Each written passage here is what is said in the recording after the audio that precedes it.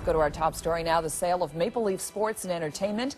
Bell Canada and Rodgers Communications are usually rivals, competitors. Not today. They have joined forces to obtain 75% of the company together. They'll divvy it up. This is a very lucrative sports property, one that includes the Maple Leafs, the Raptors, and Toronto FC. But what does the deal mean for the average sports fan, the people who live and die with the Leafs, the Raptors, and the FC? Well, Andrew Rodger is a hockey columnist and writer with the NHL Alumni Association, and he joins me now from Ottawa. Andrew, first of all, what's your reaction to this deal?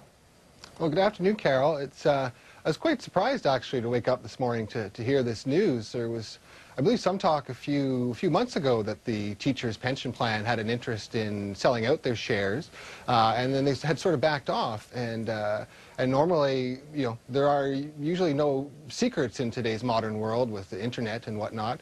And so this surprised me when I got up this morning and heard that, as you said, you know, rivals in the boardroom are going to be teaming up for you know, on the ice and on the field. Mm-hmm. Why do you think they did it? Well, I think it all comes down to content. They obviously have many franchises, you know, on television and then as well as on radio with mobile devices. So this allows them to get control of the games and the schedules and the broadcasting rights. Mm-hmm. And it'll be quite interesting to see how they divvy it all up as well, too. Yeah, exactly. I mean, would that be a done deal in this part of this deal, or is that still to come? They just agreed to divvy it up. I'm sure they must have had some discussions beforehand, because we're talking about a great deal of money in making this investment, and so I'm sure, you know, we'll find out about it as time progresses, but I'm sure they have some sort of agreement in place. I'm also wondering if it's going to be, I mean, it has to cross a few more hurdles before it gets to be a done deal. Do you see any problems there?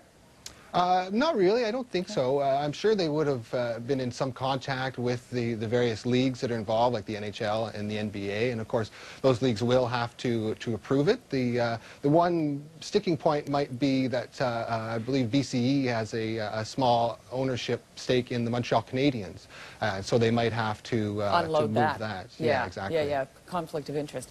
Let me ask you about this, the impact on fans. I mean, it's an oligopoly now, essentially, but they've created a monopoly by joining forces, I suppose. So good or bad for sports fans in Toronto? I think the perception will be that it is good for sports fans. Whether it was true or not, there was always the interpretation that the teachers' pension fund weren't willing to spend that little extra to bring a championship to Toronto for the Maple Leafs.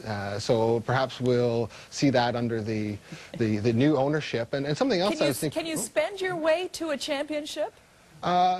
Yes and no. You can. Of course, you have to build from within, especially in today's NHL. But adding that final piece to the puzzle, sometimes that takes that extra bit of investment. Yeah. And you were saying the other option there. I mean, I've heard a lot of people say, oh my gosh, we're going to be paying for this deal and our internet and our cable and our phone bills. Yeah, exactly. Yeah, there's that as well too. They will have complete control over these teams. But what I was going to say from an NHL perspective is that we often hear rumblings of a second team in Toronto. So I'm curious to see how that plays out in future years with these two major corporations having control of the Toronto sports scene.